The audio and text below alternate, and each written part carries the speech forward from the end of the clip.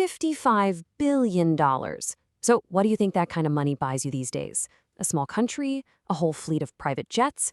Well, believe it or not, it's something millions of us, interact with almost every single day. Yep, that is the price tag for Electronic Arts. Yeah, one of the absolute biggest names in gaming. But, the real story here isn't just the price. It's about how a deal this massive is even possible and what it tells us about the rest of the market. So, let's get into it. Welcome to the Alternative Market Review, our explainer, where we dig into the forces that are really moving the markets behind the scenes. All right, so today we're hitting three big stories. First, that jaw-dropping buyout of EA. Then we're going to talk about a quiet giant in finance, private credit.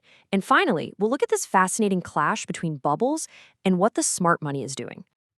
Okay, let's jump right into our first story. And look, this isn't just a big deal. We're talking about the single largest private equity buyout ever in history. So the target here, of course, is Electronic Arts, EA. And the buyers? Well, it's a powerhouse consortium that includes Silver Lake, the Saudi Public Investment Fund, and Affinity Partners. And that $55 billion price tag, it completely rewrites the history books for private equity. But for me, the really interesting part is how they're pulling this off. So they're using a classic move called a leveraged buyout, or an LBO. And if you've ever heard that term and kind of wondered what it is, don't worry, it's actually a pretty straightforward idea when you break it down. Think of it like a three-step playbook. It's brilliant, really. Step one, you find yourself a cash cow, a business that just cranks out strong, predictable revenue. And for EA, that's their legendary franchises, right? Madden, EA Sports FC, they're basically money printing machines. Step two, you borrow a ton of money, in this case $20 billion, and you use the company's own future earnings as collateral. And then step three, the final piece of the puzzle, you just use the cash that the company itself generates every year to pay back that loan. It's kind of wild. You're basically using the company's own money to buy it. So what's the big takeaway here? Well, a deal this massive sends a huge signal. It shows there's a massive appetite out there to take more big public companies private. It also just cements the enormous influence of players like the Saudi PIF, especially in the gaming world. And you gotta believe this could kick off a whole wave of similar deals. Okay, let's shift gears to our next story. Because, to get your hands on a $20 billion loan for a deal like EA's, you can't just walk into your local bank. You have to go to this increasingly powerful source of cash, the private credit market.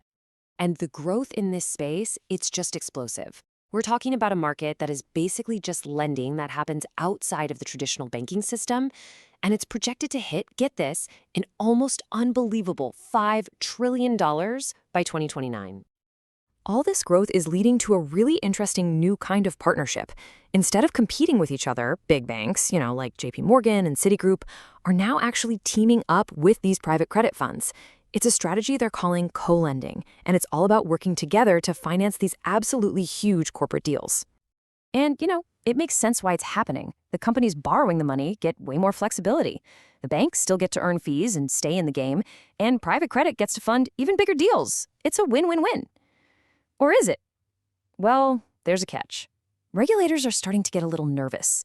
They're worried about something they call leverage upon leverage, which is basically when private funds borrow from banks and then turn around and lend that same money out. And that raises a massive question. When the whole system gets this interconnected, who's really holding the bag if something goes wrong? Who truly holds the risk? All right, so we've got these massive, super calculated deals like the EA buyout, right? They're funded by this booming private credit market.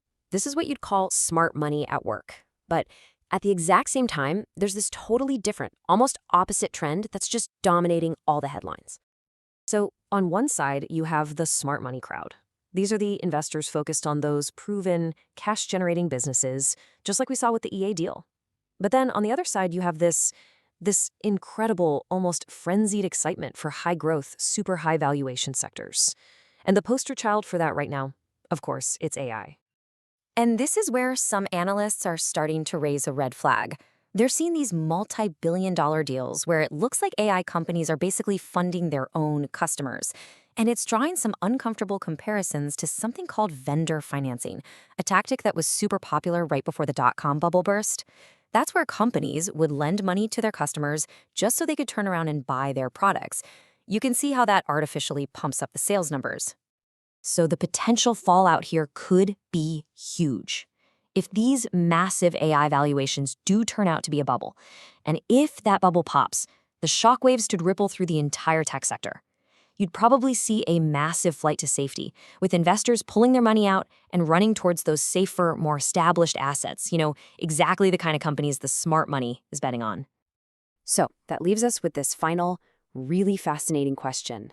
Is the market's future going to be defined by the slow and steady, predictable profits of these cash flow kings like EA? Or is it going to be all about the explosive, high-risk, high-reward boom in AI? Right now, it feels like both games are being played at the same time on the same field. And really, only time is going to tell which strategy comes out on top.